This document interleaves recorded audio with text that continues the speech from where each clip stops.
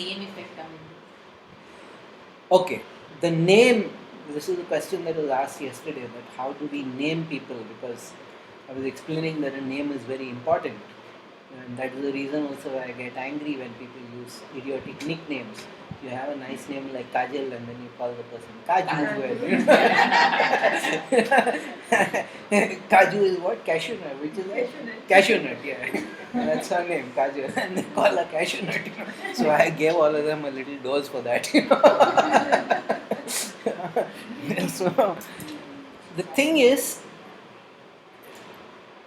people knew that if you are born in a certain time of the year, you have a predominant tattva. Your Rashi, your zodiac sign, your earth energy, fire energy, they know that. So they would, the teacher, the guru or the pandit or whoever was the person, they would select a name which would support and enhance that vibration. At the same time, it would provide a little challenge. It is not like if you are a fire vibration, you just give them a fire vibration name and leave it at that. Because the point is to come to Akasha. The point is to break through. So the syllables of the word, the syllables of the name used to be structured in a way. You remember when I spoke about how the vibration of the syllables matter. So the name had to be selected in such a way that this will be an optimal name and it will help the person to progress. Now there was a wrinkle, an added wrinkle to that. If you get married, then your two karmic streams come into being and they might not always help. So very often when we got married, we would change the girl's name. The girl would be given a new name which would be in harmony with the husband's name. When people would take sannyasa, they would be always given a new name. Same reason. Now in the old days they knew how to give perfect names, so nobody really had to change the name. In sannyasa they had to start changing the name because people would come with ghastly names. Names which had absolutely no relevance to who they were, and so the initiating teacher had to sit and scratch his head and then come up with, alright. Now, why did they not change the boy's name? Because the boys normally used to stay with the parents. The girl was the person coming in from outside. So they would. Today, of course, people object to that very badly, and they should, because no longer this understanding is there. And marriages are no longer like spiritual partnerships, so that argument only is not there. But that was the original reason why. So choosing a name is a very significant thing. Choosing a name is a very important, and you just can't do it because you liked a film star when you were stupid as a young adolescent.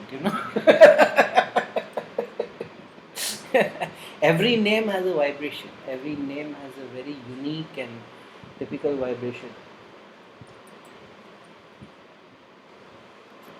So the word Arya is a very phenomenal word because it means noble. It means the person who aspires to be more, and in many ways it is one of the most akashic, which is why when Sri Aurobindo used to write under a pen name, even his journal, it was his first pen name. He used to write under many pen names basically because the British were always looking to arrest him for sedition. He used to write so brilliantly they could never catch him. But still, he would write other articles under the pen name of Arya. So it was, since Aurobindo was my inspiration always, that is why I use that. My legal name is still something else, so I put it as Rohit Arya because whenever I do this kind of work, I wanted that higher vibration.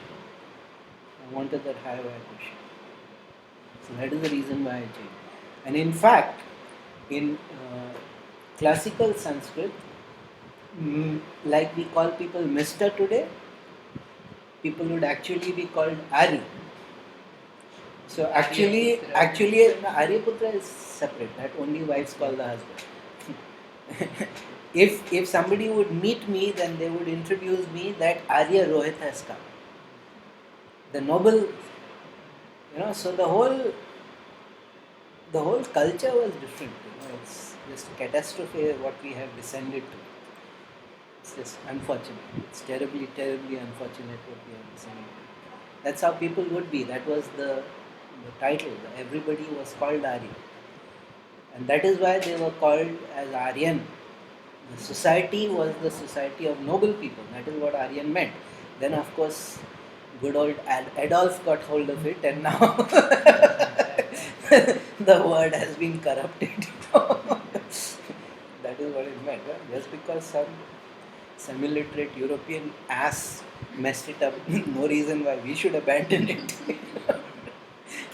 But it was the Arya Putra is special, that only wives can call the husband noble born, son of the noble born, that only the wife can call the husband Arya Putra. But otherwise, the man would always be just like you would say, this is Shri something, you would say, this is Arya. I think we should do something to get that back. When Gurunath first saw my name, he said, no, Arya Rohit, not Rohit Arya. He's a yogi, he's a very phenomenal yogi, one of the most phenomenal on the planet today. I just looked at that and said, no, Arya Rohit. I realized he was right. So, it's just a simple example, that the fact that every women used to be called Devi, straight up. Women were known as Devi. So, they would be introduced as Devi. So, women always had the higher stature that way than the men. Because the men were only noble, the women were goddesses.